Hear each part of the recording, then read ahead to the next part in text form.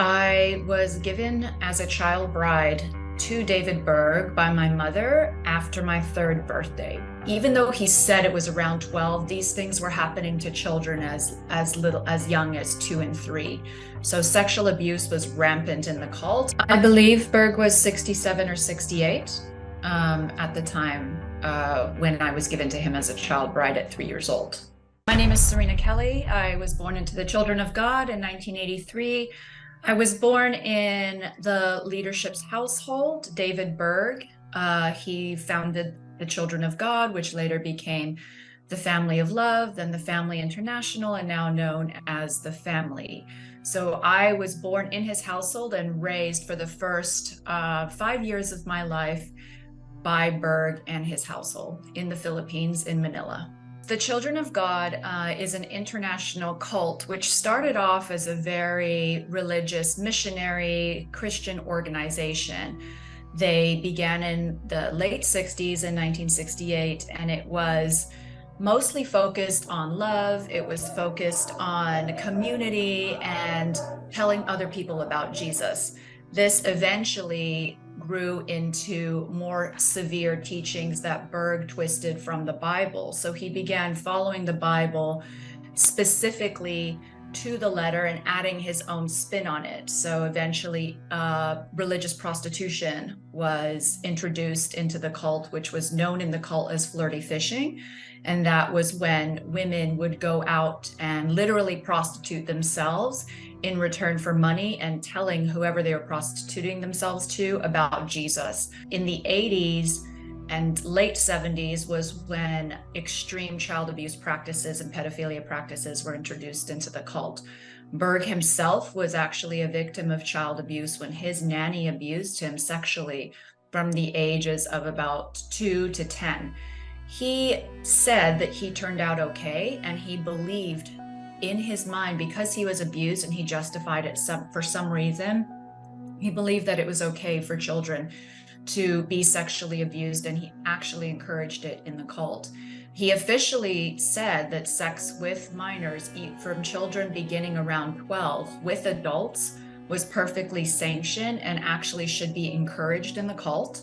And even though he said it was around 12, these things were happening to children as young as 2 and 3.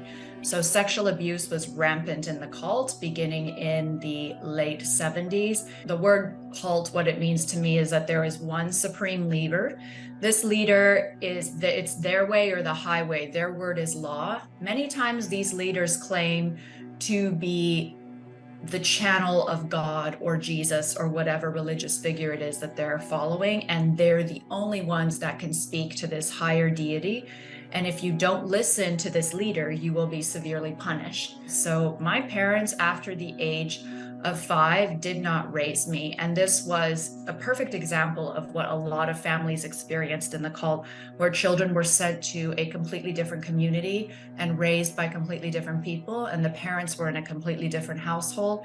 And it was a very ingenious way to gain control of these parents, because anytime they chose or did not want to follow the rules of the cult, their children were used against them. So they were threatened, saying they would never see their children again. They were threatened with being kicked out of the cult. So this was a very strict way to gain power and to keep fear among the community. Because of who I was in the cult, the impact of me growing up as Mary Deer in the cult, that was my cult name, and it gave me extreme anxiety. I suffer with anxiety to this day from my childhood, extreme anxiety. I was always put in dangerous situations in the household. I was never safe in the house. Someone was always going to beat me.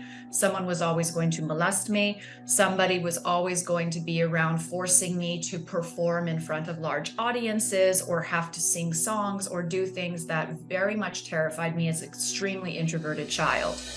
I was given as a child bride to David Berg by my mother after my third birthday. It was very close to my third birthday. And he lived in a different house on our compound in the Philippines. This was in Manila. And I was taken to his small house, which was called the Swiss Chalet. He always lived a bit separate from everybody else, and he was treated like a king, and you could only come to his house on invitation. So normally it was a big deal to get to go to his house and to be with him because we were told it was a big honor. So when I was taken to Berg as a child, dressed up very nicely in a beautiful pink dress, and placed on his lap, and when he gave me a ring, it didn't, nobody had told me that you're going to be marrying this guy, and you're promised to him forever. It did not compute in my 3-year-old head. I think when he produced a ring, and it was very large. I was only 3 years old, but he did wrap tape around the inside of the band multiple times to make the band thicker so that it would fit on my finger. And he said, as I grew up, I can slowly take the tape off as my finger gets bigger, as I get older. That way I can wear it forever and I would be his forever. He did kiss me, he groped me. It was a small ceremony, and then I was allowed to hang out in his house, in his bed. It was very unpleasant, and the rest of the time everybody was just so happy for me. I did not understand why this was considered a great honor, and I did not understand why everyone thought why I should be so excited to be around this quite frankly dirty and smelly old man. And to me, I never felt comfortable around him. We were always told to call him grandpa, and I did, and I tried my best in my childhood mind to be excited and to be happy when he was around, mostly because I feared punishment and I feared the consequences if I showed any other face except happiness or joy around him. I believe Berg was 67 or 68 at the time when I was given to him as a child bride at 3 years old. After that, it got very dark very quickly. I was made to be on child pornography videos. I was taken into a basement in the large house where there was a studio set up. It was a very dark room with a camera and some very bright lights. I was given dresses like a ballerina dress, a Hawaiian skirt with a lei, no other shirt on, that was it, and told to dance in front of the camera and slowly take off my clothes for the camera. I was, in the beginning, taken with the older children in the house so I could follow along and see what they were doing. So it was me and a few other girls in front of this camera, and the first time I absolutely froze. I was shocked, and I was very, very shy and very, very traumatized and introverted at this time at 3 years old. And looking up, all I remember is the bright lights, seeing the other girls dancing and slowly taking off their clothes and getting naked for the camera and told to dance sexy, touch themselves. They said to make love to the camera with your eyes, and I froze. I started crying.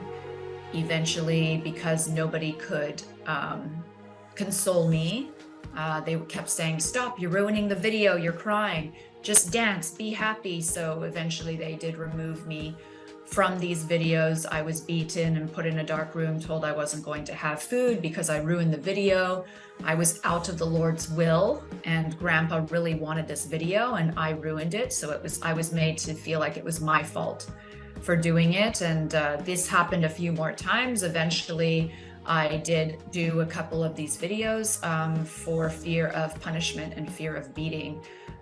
Because the beatings would only get worse. But I did learn at a very young age there were certain ways that I could protect myself. And unfortunately, my two choices were getting naked and dancing on camera or getting beaten. And most of the time I chose to get beaten instead. Unfortunately, because this was the only life that I knew, I didn't have anything else to compare it with. My mother was extremely abusive. She is well known in the cult and around the world for being a prolific child abuser. She wrote the entire book, the Davidito book, which is basically a book on sexual child abuse and how to abuse a child, with photos, with descriptions of her sexually abusing Davidito, Berg's son, with Berg's blessing, Berg telling her what to do and her doing it and carrying on in her own way. She was also extremely physically violent. She would burst out in angry tempers, especially if I did something that made her look bad, or if I did something that ruined some sort of video or some sort of meeting between me and Berg, because she did give me to Berg as a gift, sort of to prove her allegiance to him. So anything that I did that was considered wrong, when it was in fact my body and my intuition telling me that something is not right here, I would be punished. My mother would throw me on the ground. She would kick me. She would slap me. She would hit me. She would spank me, knock me across the head. She was extremely violent. So I was actually quite afraid of her most of the time. The same things were happening to all the other children. It took me many, many years to understand that the way that I was raised and the way that my mother was not even bad or not right, but it was dangerous and it was highly abusive. So I would say I didn't even come to terms with it until I was in my early 20s. My escape from the cult was very well thought out and planned from me at an extremely early age. When I moved to Brazil at 6 years old, I moved from an extremely large cult in Japan with 300 people to other large communes in Brazil with 100 and 200 people. It was during this time, as I got older, that my mother became an extremely important leader in the cult. She became appointed to rule the entire continent of South America. So she often traveled. She did not live with us. She lived in a completely different commune where only leaders of the cult lived. And she traveled all over the continent for about 6 years. So I never saw her. When she did show up one day, she read a story to the entire cult about Abraham and Isaac. And she explained how Abraham put Isaac on the altar because God had told him to. And she gave the example of us children and how she put me on the altar as a sacrifice to God because she was doing God's work, going around to all the other communes and traveling. And that was what she was meant to do with her life. But to me, that did not sound right. I was 12 or 13 at the time, and I asked her in front of everyone, I said, but God told Abraham to kill Isaac. So do you mean if I'm like Isaac, do you mean if God told you to kill me, you would do it because it's God's will? And she said, yes, if that's what God wanted me to do, I would have to do it. That was the first time that it consciously registered that I was not safe where I was, not with my mother, not inside the cult, and not outside the cult in Brazil, which is an extremely dangerous country at the time. So I knew I had to stick it out and wait until I was 18 to leave. And the second my birthday came, I told the commune I no longer wanted to be part of the cult. I wanted to leave. I did, in order to lessen the risk of me being locked in the cult, because I knew this had often happened to children who tried to leave. I told them I wanted to go to the USA to get my GED and to get my driver's license so that I could help the cult when I came back with driving, and I could help with some more teaching of the children, with better education. And these excuses and things that I used to get out worked, and I wanted to leave as quietly as possible. And then as soon as I got to the US, I told my parents I was no longer going to be part of the cult. And now that I was in the US, nobody could stop me because I was 18. I was fully of age to be able to do whatever I wanted.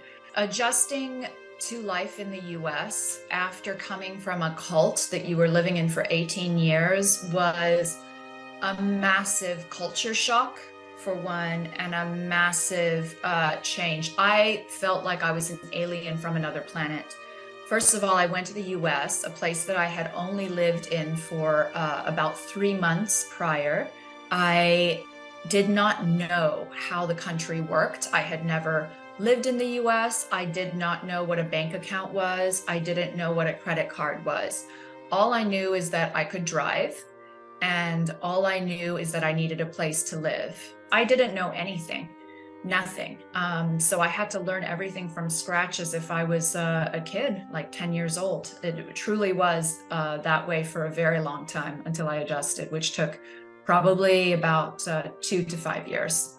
What I do now is I help other people who are dealing with extreme trauma and CPTSD, which is complex trauma.